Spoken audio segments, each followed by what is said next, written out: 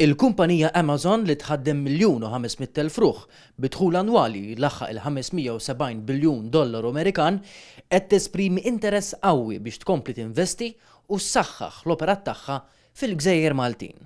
Dan l-interess ġie espress flaqa lil Prim Ministru Robert Abela kellu ma' direġenti tal-kumpanija fl-Ambaxxata Maltija fin-New York.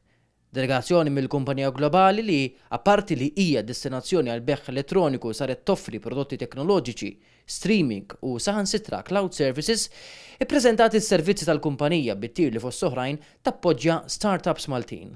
Matul din il-laqa, il-Prim Ministru Abela elenka il-prijoritajiet tal-Viżjoni Malta 2050 u l-opportunitajiet li tista' toħloq.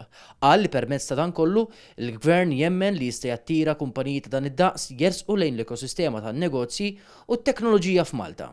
Żied jirrimarka li din il-viżjoni li tenfasizza l-impjiegi ta' kwalità qed tqajjem interess ġdid f'Malta.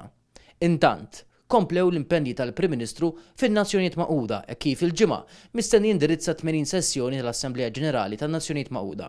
Flaqa minnhom li trattati s-sostenibilità, ir-reżiljenza u l-ħtieġa ta' ekonomija inklusiva, Dr. Abela saħaq li s-self għal pajjiżi li għadhom qed jiżviluppaw għandu jkun sostenibbli iżda aċċessibbli.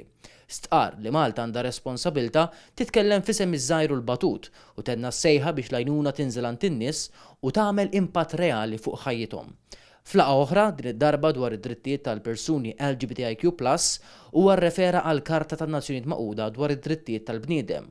Qal minkejja dan għadha teżisti r-realtà fejn żgħażagħ jaffaċċjaw il-kriminalizzazzjoni, l-esklużjoni u bullying minħabba s-sesswalità tagħhom.